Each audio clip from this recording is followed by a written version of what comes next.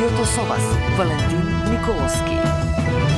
Почитувани гледачи, добар ден. Во вестите на Сител во 16 ќе гледате. Сопругот и таткото на Ивана и Катја приведен под сомнение дека извршил 3 кривични дела. Сопругата и на денот на трагедијата поднела пријава против него, но ја повлекла. Стојанче Јовановски досега имал десетина кривични пријави за други дела. Само првите 2 месеца од годинава Националната мрежа против насилство врз жените и семејно насилство регистрира 4 смртни случаи како последица на родово базирано насилство и семејно насилство. Обвинителството врши ексхумација на уште една повозрасна жена, за која има сомнеж дека е жртва на 25-годишникот од општина Старо Нагоричане, осомничен за серија убиства. Генсекот на НАТО во посета на земјава. Руте задоволен од улогата на Македонија во алијансата. За председателката Силјановска Давкова посетата е потврда дека земјава е стабилна и безбедна. Војната на Блискиот Исток се разгорува. 473 македонски државјани контактирале со ДКП-ата во Тел Авив, Доха и Абу Даби. За евакуација се планираат комерцијални и чартер летови, но и владиниот Лирџет. Владата е подготвена да го намали ДДВ-то на нафтените деривати и да се откаже од дел од акцизата, ако војната со Иран ескалира и потрае подолго, а цената на нафтата продолжи да расте. Од Сителовите репортери на теренот, Катерина Нешкова за поентите од посетата на генералниот секретар на НАТО Марк Руте.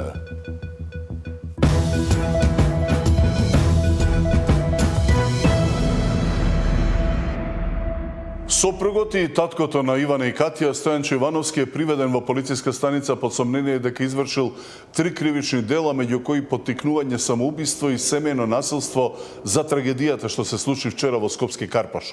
Сопругата поднела повеќе пријави против него. Последната вчера, на денот на трагичниот настап, но пријавата ја повлекла со образложение дека немало насилство и спорот ќе го реши по мирен пат со развод.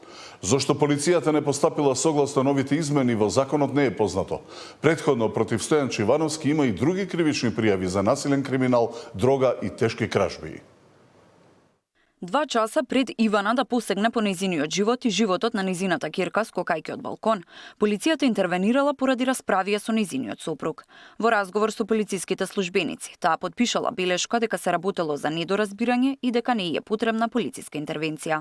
Иако нејзиниот сопруг, Стојанче Јовановски, бил добро познат на полицијата, имало повеќе пријави за семејно насилство, меѓутоа и 10 кривични пријави за насилен криминал, кражби и друга. Полицијата си отишла бидејќи немало кај Ивана видливи траги од насилство. Откако беа пронајдени мртви со нејзината ќерка, полицијата нашла видео како сопругот физички ја малтретира. Запис кој според министерот Тошковски најверојатно е од истиот ден. Телесни повреди, полициските службеници во она кој што го имав првично можност да го видам, при составување на службена белешка констатираат дека нема видливи телесни повреди кај жртвата. Сакам да информирам јавноста и за претходните постапувања поврзани со ова лице. Во изминатите години од страна на СВР Скопје се поднесени вкупно 10 кривични пријави за дело од областа на насилен криминал, имотни деликти и недозволена трговија со дрога. Министерот уверува дека по секоја пријава постапувала полицијата, но во сите наврати Ивана се откажувала од водење по натамошна постапка. Новите измени на кривичниот законник стапија на сила пред околу 1 месец. Со нив полициските службеници може да го гонат насилникот иако жртвата се откаже од прогон. Полицијата вчера пред Ивана си го одзеде животот, можело по пријава да го уапси нејзиниот сопруг. Министерот прашан од кога полицијата ќе постапува по новиот закон, посочи дека денеска ќе испратил телеграма до сите полициски службеници. Денес ќе спроведеме телеграма до сите полициски службеници на територија на државата, каде што во рамки на полициското работење ќе дадеме инструктивни напатствија да секој еден потенцијален сторител на семејно насилство биде повикан на информативен разговор. Стојанче Јовановски, сопругот на починатата мајка и дете, е во полициска станица под сомнение за сторени 3 кривични дела: наведување на самоубиство, нанесување телесни повреди поврзани со семејно насилство и загрозување на сигурноста. Според полицијата и обвинителството, во моментот на трагичниот настан, Ивана со нејзината ќерка биле сами во станот, а влезната врата била заклучена. Од Министерството за социјала направиле веднаш вонреден инспекциски надзор во Центарот за социјални работи, каде што утврдиле дека починатата заедно со нејзиниот сопруг за прв пат дошле во социјално во октомври за постапување за развод, но и таму имало пријава дека жената била малтретирана од сопругот.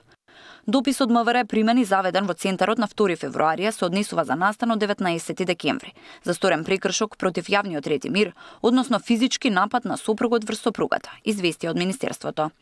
Од обвинителството соопштува дека сопругот не е пријавен за кривични дела за семејно насилство, но против него има постапка од декември за неовластено пуштање во промет дрога.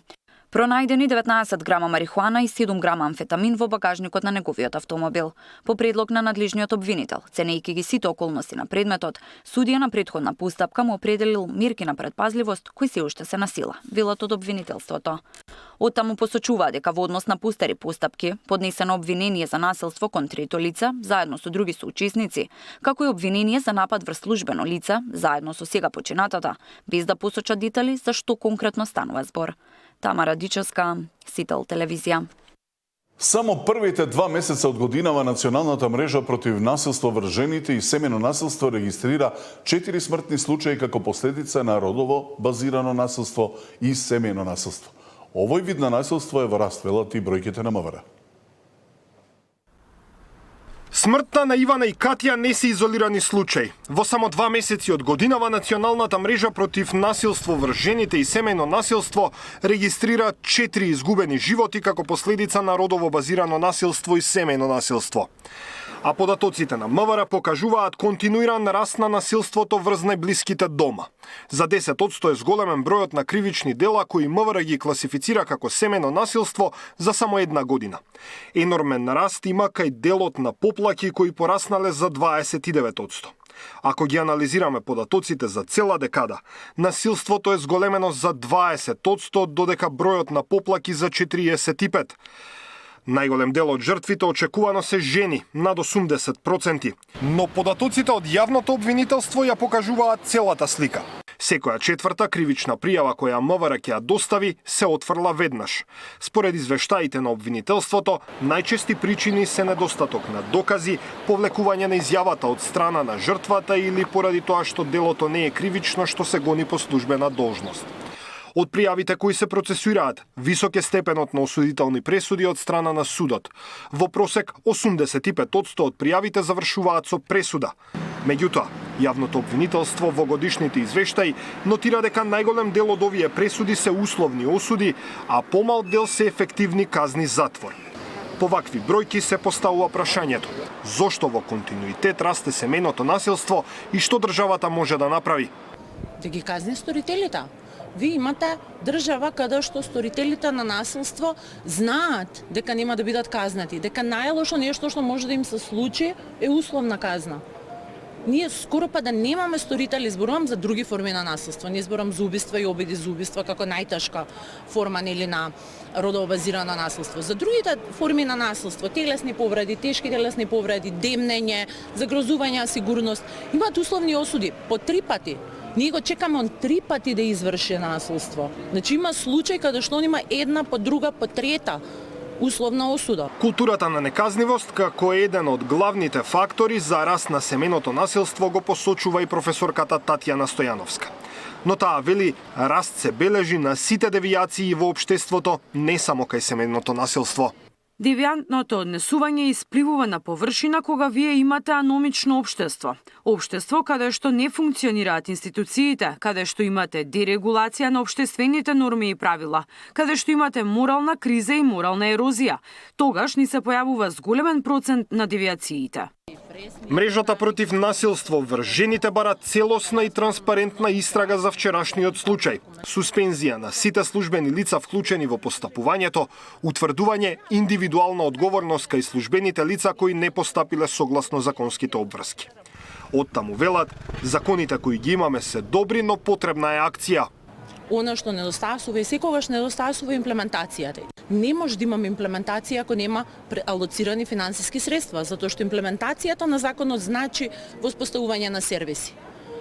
Зашто имплементацијата на законот значи процена на ризик. Кучињата лаат, караванот си врви е една од поговорките која најдобро го опишува проблемот со семејното насилство. Институциите, речиси без исклучок, се вклучуваат само откако ќе се случат трагедии како оваа или последната во Велес со двојното убиство и самоубиство. Даниел Василев, Сител телевизија. 10-годишно дете трагично го загуби животот откако падна од балконот на стан во кој живеело на Индустријска улица во Тетово, потврди полицијата. Според информациите од СВР Тетово, денеска во 9:25 во СВР Тетово било пријавено дека во клиничката болница во градот било донесено дете без знаци на живот. Станува збор за 10-годишно момче од Тетово. Според првичните сознанија, детето кој имало здравствени проблеми паднало од терасата на станот. За настанот родителите биле известени од сосед, пошто веднаш го однеле детето во болница. Лекарите можеле само да констатираат смрт со оглед на тоа што момчето не давало никакви знаци на живот. По наредба на јавен обвинител, телото на починатото дете е предадено на обдукција. Надлежните институции преземаат мерки за расчистување на овој случај. А денеска се врши ексхумација на уште една повозрасна жена за која обвинителството има сомнеш дека е жртва на 25-годишниот овчар од општина Старо Негоричане, осомничен за серија убиства. Осомничениот е спроведен на клиниката за психијатриско вештачење, пошто е вратен во затворот Куманово каде издржува мерката притвор.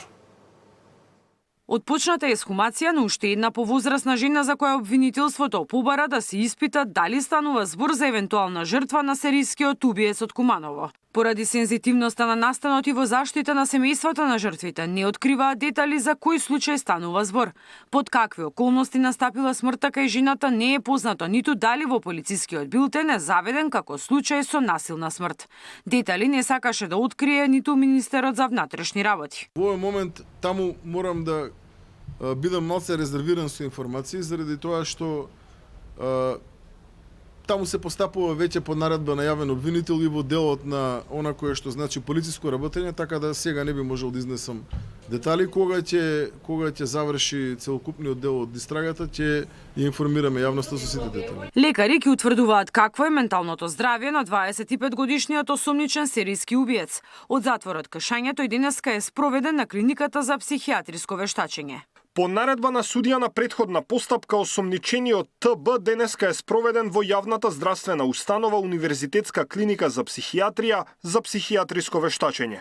По завршувањето ќе биде вратен во казнено-поправната установа Затвор Куманово на издржување мерка притвор.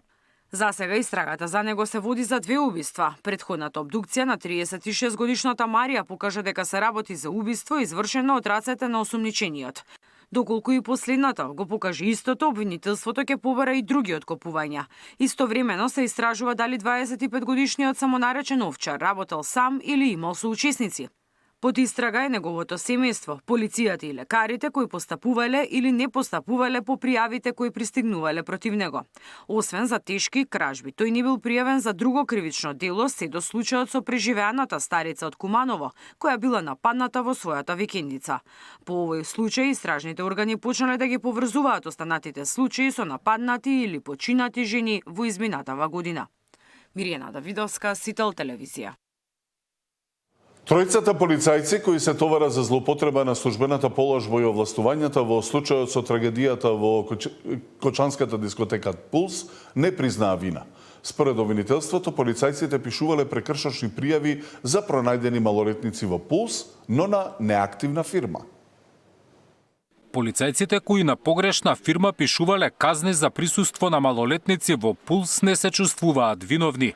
Кире Богатинов, Горан Лазаров и Александар Темелков на почеток на денешното судење негираа дека направиле неточни прекршочни пријави од спроведените контроли во дискотеката. Според обвинителството, наместо да бараат оригинални документи, полицајците пишувале пријави на фирмата која усно им била кажана. Како им било кажано, така си запишале, при што се запишани и правно лице кое што во моментот било неактивно и одговорно лице кое не било активно на клубот Пулс, односно тоа што е подружница на правното лице кое што стои во позадина. Неточните прекршочни пријави полицијата ги испратила и до Кочанскиот суд.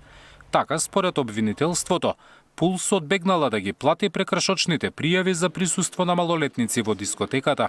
На тројцата обвинети им се заканува казна до 3 години затвор.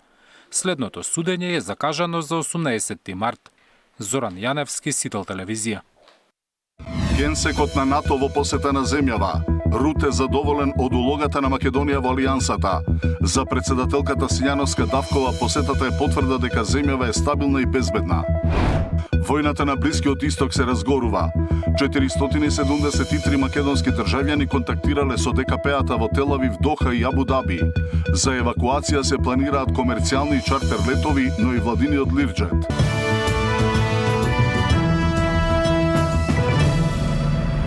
Прва посета на актуелниот генерален секретар на НАТО Марк Руте на земјава. Генсекот задоволен од улогата на Македонија во алијансата, иако НАТО не е вклучен во акцијата во Иран, Руте смета дека е добро што ќе биде неутрализирана опасноста по Европа и светот. Председателката Силјановска Давкова пак посетата ја оцени како потврда дека земјава е стабилна и безбедна. Кои се други пораки што ги испратија Руте и председателката на државата, во живо прашувам Катерина Нешкова. Така е, Тино. Руте е во прва официјална посета на Скопје, прва како генерален секретар, иако го видовме овдека токму во владата во 2021 година како премиер на Холандија. Пораките кои што денеска ги испраќа се во контекст на неговата функција. Овдека ја испрати првата официјална порака која што се однесува на ескалацијата на Блискиот Исток, велејќи дека сите држави на НАТО, држави членки на НАТО, вклучително и Македонија, треба да се чувствуваат безбедни, бидејќи НАТО ја гарантира нивната безбедност.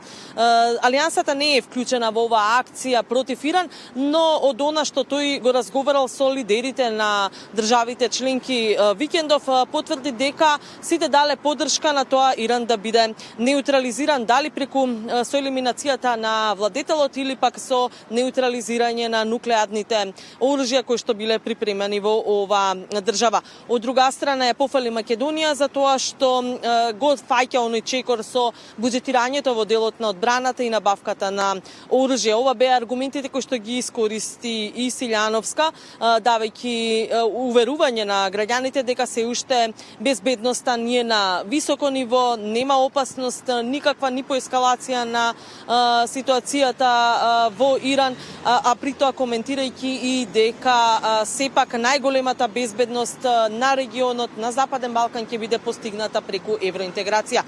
Руте имаше обраќање и пред пратениците, се сретна и со премиерот Мицкоски, во моментов е во касарната Илинден, каде што ги има презентација на македонските воени капацитети. За пораките кои што ги испрати тој и кај Силјановска, но и на македонските државници, како и на опозицијата, гледаме во прилогот. НАТО не е вклучено и не е дел од акцијата на САД и Израел во Иран, но добро е што е елиминиран режимот со ликвидација на Али Хамнеи и тоа што е елиминирана нуклеарната програма на Иран, која беше закана за целиот свет. Генералниот секретар на НАТО, Марк Руте од Скопје, ја испрати првата официјална порака по ескалацијата на ситуацијата на Блискиот Исток. НАТО, уверува тој, ја гарантира безбедноста на целата територија на незините членки. Руте е во официјална посета на државата, а домаќин е председателката Гордана Силјановска Давкова. НАТО не е вклучено. Можам да ве уверам дека НАТО ќе го одбрани секој дел од територијата на НАТО. Нашите војни командири секојдневно работат на ова, но да се деградираат нуклеарните способности на Иран и способностите за користење на проектили и фактот дека Хаменеи веќе не е тука, кој што само оваа година беше одговорен за потенцијално 10.000 смртни случаи поради иранскиот режим, каде што луѓето започнуваат да протестираат против режимот. Во јануари ова и ние го уведовме. Затоа мислам дека сите сме во подобра ситуација со тоа што тој веќе не е тука и со намалување на нуклеарните капацитети. Македонија е безбедна, вели председателката Силјановска, но целосна безбедност на Западен Балкан е можна само преку евроинтеграција. Господинот Марк Руте во моментот кај нас и на неговото присуство овде е јасен знак дека НАТО е со нас и во неговото излагање беше потврдено дека НАТО ќе ги брани сите членки на НАТО доколку се најдат во положба да бидат нападнати. Јас верував и се уште верувам дека најголема гаранција за мирот и безбедноста на Западен Балкан и за трајна отпорност на влијание од трети сили, тоа му го пренесов и на генералниот секретар, е неговата итна и целосна политичка интеграција во Европската Унија. Руте и Силјановска ја потврдија заедничката заложба и поддршката на Украина и завршување на руско-украинскиот конфликт, како и тоа дека Македонија ги исполнува критериумите за доволно инвестиции во одбраната и набавка на оружје. Слични пораки Руте испрати и пред македонските пратеници. Во овој парламент вие ги представувате различните политички партии и имате можеби и спротивставени политички гледишта, но заедно и само заедно може да застанеме на иста страна. А тоа е страната на демократијата и на безбедноста. И истата мора да биде заштитена. Имаме должност да ги одбраниме нашите нации, нашите народи и нашиот начин на живот. Како пратеници, сметам на вашата поддршка и на артикулирање на важноста од инвестициите во одбраната. Додека најголем број пратеници говорат на генералниот секретар го поздравија со аплауз, пратениците на левица излегоа со анти-НАТО транспаренти. Руте во тоа виде доказ дека во Македонија има демократија. И добро е што има демократија и кој што се покажува и кој што покажува дека демократијата функционира и дека народот е дел од демократијата. Филипче пак вели членството во НАТО е заслуга на СДСМ, а придобивките од тоа ги чувствуваме и денес, кога Европа е најзагрозена од кога и да е. Одличен говор, сметам дека упати јасни пораки до владата. Упати пораки дека Русија е агресор во Украина и дека тие се направат сојуз со Кина и со Северна Кореја. Пораката кон владата, сметам дека јасни се позициите дека повеќе ова влада ништо не може да сокрие. Во агендата на Руте и работен ручек со премиерот Мицкоски, но и посета на касарната Илинден, каде домаќини се министерот за одбрана Мисајловски и генерал мајор Сашко Лавчевски.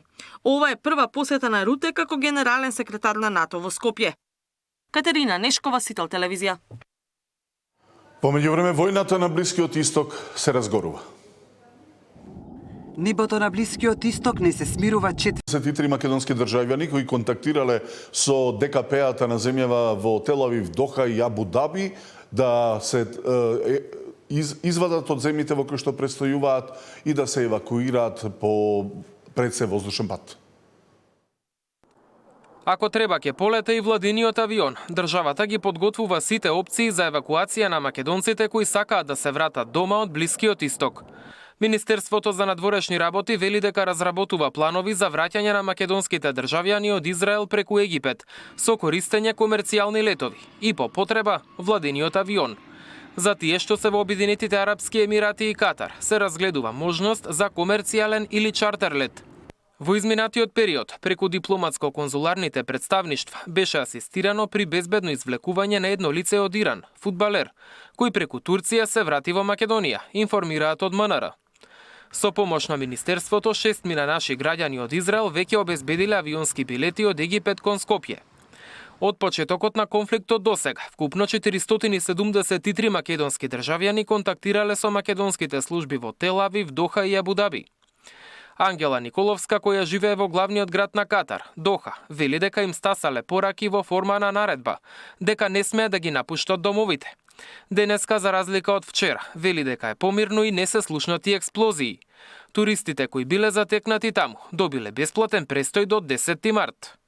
Не сум слушнала, значи никој од македонците кои што ги познавам или групата се нема изјаснето дали навистина побарал се јавил на тој СОС телефон за да се пријави за евакуација. Значи дали не сака да дадат или едноставно се тие тоа некои луѓе кои што не ги познаваме. Имајте во предвид дека тука има македонци кои што се заглавени на аеродром, веројатно на тие има малку повеќе страв. Ние кои што живееме тука верувам дека сме посигурни во одбраната на Катар, затоа што знаеме како функционира овој систем.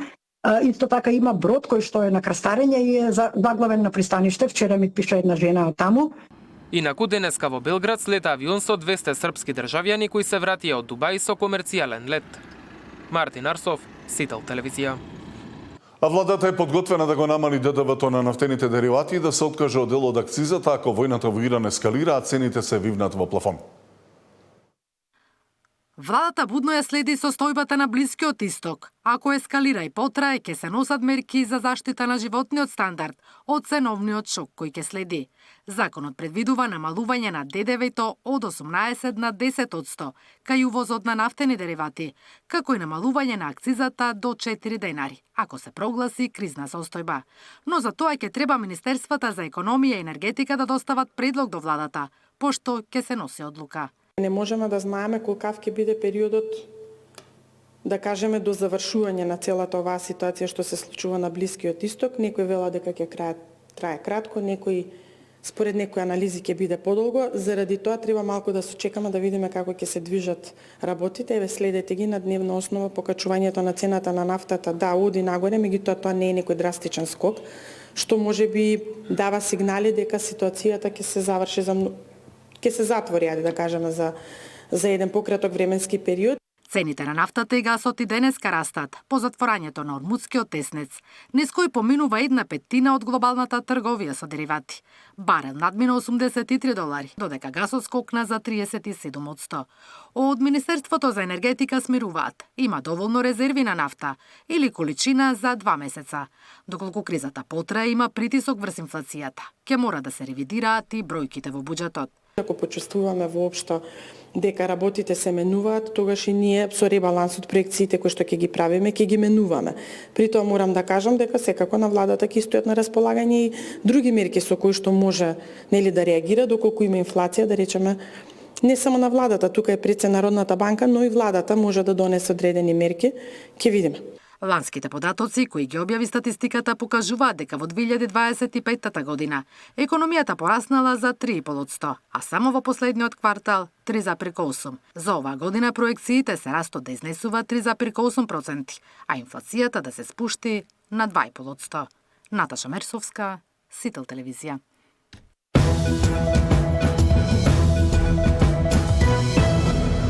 Што значи посетата на генералниот секретар на НАТО на земјава? Какви пораки се испратија? Каква е улогата на Алијансата во блискоисточната војна? Какви се прогнозите? Брз пораз на Иран, внатрешна револуција или долготраен воен конфликт? Тема на денот со безбедносно-политичкиот аналитичар Милан Стефановски.